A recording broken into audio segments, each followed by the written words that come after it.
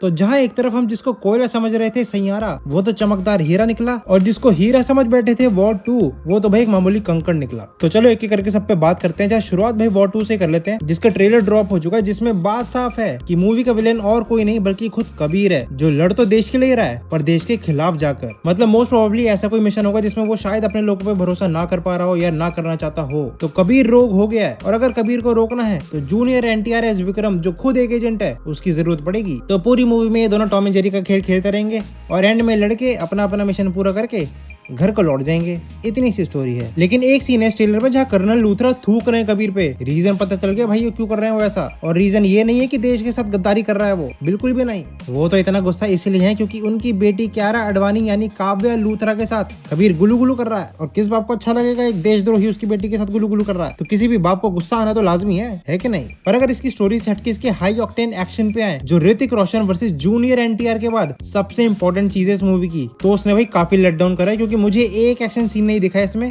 जिसको देखकर मजा आया हो। क्योंकि ये लोग एक्शन को एक बड़े लेवल पे तो दिखाना चाहते हैं, यू नो, जैसे फास्ट एंड फ्यूरियस ने किया था कि हर पार्ट के साथ ये 10 लेवल ऊपर चले जाते हैं और आखिर में तो भाई साहब स्पेस में ही पहुंच गए थे। तो वायरस वाले भी ऐसे कुछ करना चाह रहे हैं, पर जो भी ये हाई ऑक्टेन एक्शन के नाम पे दिखा रहे हैं भाई काफी नॉनसेंसिकल लग रहा है। फॉर एग्जांपल एक रेसिंग ट्रैक पे ये लोग बोट चला रहे हैं जिसमें बूस्टर लगा है। तो ये लोग चाह तो बहुत बड़ा रहे थे पर डिलीवर नहीं कर पाए, और ऊपर से जो वीएफएक्स देखने को मिले काफी एक्शन सीक्वेंसेस में बहुत एवरेज है, जो ना एक नकलीपना सा फील होता है। तो इतना लो लेवल वीएफएक्स एटलीस्ट यार इतनी बड़ी फ्रेंचाइजी, इतना बड़ा यूनिवर्स, इतने बड़े स्टूडियो से मैं एक्सपेक्ट नहीं करता हूँ। पर फिर भी इसको फेयर तरीके से जब भाई इसके रिलीज के बाद ही करा जाएगा, तो मैं अभी भी होपफुल हूँ कहीं ना कहीं की मूवी शायद कुछ अच्छा कर जाए। और जो वायरएफ क्लेम कर रहा है कि वॉर 2 बाकी स्पाई यूनिवर्स की फिल्म से अलग होगी, आई होप ऐसा ही हो, नहीं तो भाई मन उठ जाएगा इस यूनिवर्स से। क्योंकि हर मूवी आपको सेम ही फील होती है, बस एक्टर अलग अलग हो जाते हैं। तो देखते हैं कि मूवी का फाइनल प्रोडक्ट कैसा निकलता है। और बाय एनी चांस अगर मूवी अच्छी नहीं भी हुई तो ऋतिक रोशन और जूनियर एनटीआर तो है ही, पैसा तो कमाई लेना है इन्होंने। फिर बोला जा रहा है कि रणवीर सिंह, श्रीलीला और बॉबी देओल एक साथ नजर आ सकते हैं एक अनटाइटल्ड सीक्रेट प्रोजेक्ट के लिए, जिसमें हर मूवी की तरह बोला जा रहा है कि एक नेवर सीन बिफोर अवतार नजर आएगा अपने एक्टर्स का। और मूवी काफी हाई इंटेंसिटी डिमांड करेगी तीनों एक्टर्स से। तो देखते हैं कि क्या प्रोजेक्ट होगा ये और किस टॉपिक पे होगा। फिर वायरएफ की अनएक्सपेक्टेड सुपरहिट फिल्म सैयारा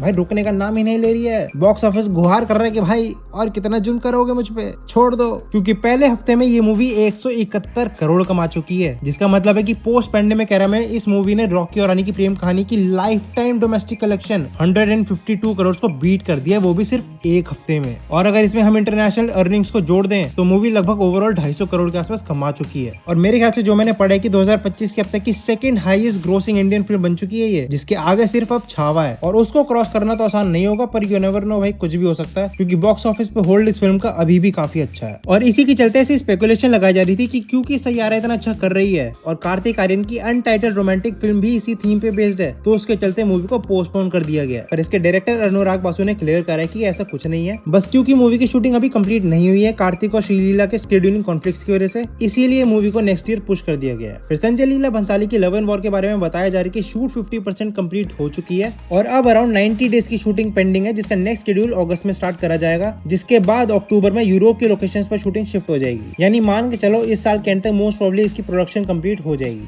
फिर भाई हम सब के बिरादर भुवन बम अपना बिग स्क्रीन डेब्यू करने जा रहे हैं एक रोम कॉम कुकू की कुंडली के साथ ऑपोजिट वामिका गब्बी। और जिस बंदे को तुम लोग बोलते हो इतना ट्रोल करते हो, करण जौहर, देखो करवा रहा है ना अपने भुवन भाई का डेब्यू। अब बोलो नेपोटिज्म का दाईजान, खामखा लोगों ने बदनाम कर रखा है एक भले आदमी को, गंदे लोग। बाकी इसके अलावा बोला जा रहा है कि ये प्रोजेक्ट 2025 के एंड तक प्रोडक्शन में आ जाएगा एज ऑफ नाउ। फिर रिपोर्टेडली ऐसी खबर आ रही कि हॉरर कॉमेडी यूनिवर्स के बाद मैडॉक फिल्म्स 2 और नए सिनेमैटिक यूनिवर्स पर काम कर रहा है, जिसमें से पहला है एक फैंटेसी यूनिवर्स, जिसमें हमें यदि अरेबियन नाइट्स, जो middle eastern south Asian region के फोकलोर्स जैसे अलादीन, अली बाबा और 40 चोर, उन पे बेस्ड फैंटेसी एडवेंचर फिल्म देखने को मिलेंगी, वो भी एक बहुत बड़े स्केल पे। और दूसरा यूनिवर्स होगा अपना चिरंजीवी यूनिवर्स, जिसकी शुरुआत विकी कौशल की महाअवतार से हो रही है, जो भगवान परशुराम की गाथा हमें बताएगी। लेकिन जो ये चिरंजीवी यूनिवर्स है ये अभी कंसेप्चुअल स्टेज पे है और इसका फ्यूचर डिपेंड करेगा महाअवतार की बॉक्स ऑफिस परफॉर्मेंस के ऊपर। बाकी बोला जा रहा है कि इसकी शूटिंग इस साल के अंदर तक स्टार्ट हो जानी चाहिए और क्रिसमस 2026 ये लोग प्लान करके चल रहे हैं इस फिल्म को रिलीज करने का। और इसी के साथ अपने विदेशी सेगमेंट की तरफ चलें तो जहां पहले ऐसी स्पेकुलेशन लगाई जा रही थी कि हो सकता है क्रिस हेम्सवर्थ एज थॉर को हम शायद आखिरी बार देखें डूम्सडे या सीक्रेट वॉर्स में, तो अब केविन फाइगी ने एक इंटरव्यू में कंफर्म कर दिया कि क्रिस हेम्सवर्थ अभी अपने प्राइम ईयर्स में है और वो आराम से 10 साल और थॉर के कैरेक्टर को प्ले कर सकते हैं अगर वो खुद करना चाहते हैं तो।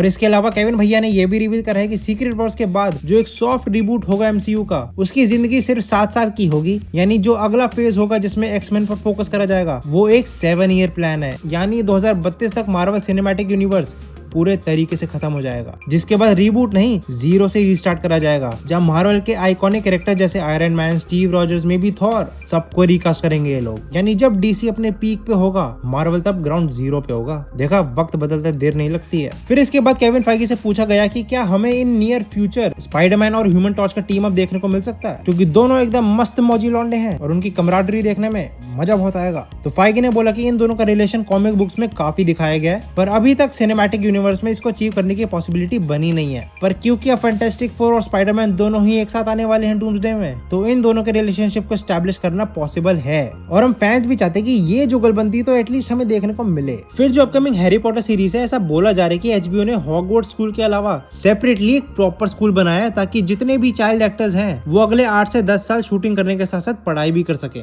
मैं तो ना करता भाई पढ़ाई बिल्कुल भी। लेकिन इसके अलावा जो सीजन 1 और सीजन 2 है उसको बैक टू बैक शूट करा जाएगा, जिसमें हमें 6 एपिसोड ईच देखने को मिलेंगे। और जैसे सीजन आगे बढ़ते रहेंगे, एपिसोड भी इंक्रीज होते रहेंगे, तो दुखी होने की कोई जरूरत नहीं है कि भाई 6 ही एपिसोड है। बाकी हमें ऑलमोस्ट पूरी कास्ट तो पता चली गई है, पर जिसका नाम नहीं लिया जा सकता उसको कौन प्ले कर रहा है ये एचबीओ ने अभी बताया नहीं है। हालांकि कास्टिंग हो चुकी है, पर ये लोग भाई बताना नहीं चाह रहे हैं। एकदम भाई सीक्रेसी बना रखी है इन्होंने। फिर जो आजकल बहुत सारे रीबूट हो रहे हैं, उसमें रेजिडेंट ईविल का नाम भी शामिल हो चुका है, और इसको डायरेक्ट करेंगे जैक क्रेगर, जिन्होंने बारबेरियन को डायरेक्ट करा था। और उन्होंने बोला कि ये एक फेथफुल अडेप्टेशन होगी, और जो पिछली रेजिडेंट ईविल ने गलतियां करी थी वो उसको नहीं दोहराएंगे, पिंकी प्रॉमिस। और जहां अभी वेडनेसडे का सीजन 2 आया भी नहीं है, उससे पहले ही नेटफ्लिक्स ने इसकी सीजन 3 को ग्रीन लाइट दे दिया है। चलो शुक्र है दे दिया है, नहीं तो कितने अच्छे शोज को इन्होंने रफा दफा कर दिया, उनके अच्छा परफॉर्म करने के बाद भी। बाप का राज चल रहा है इनका तो। बाकी भाई मेरी खबरें यहाँ समाप्त हो चुकी है, और फिर मिला जाएगा अगले हफ्ते ऐसी ही और खबरों के साथ। तब तक बाय बाय।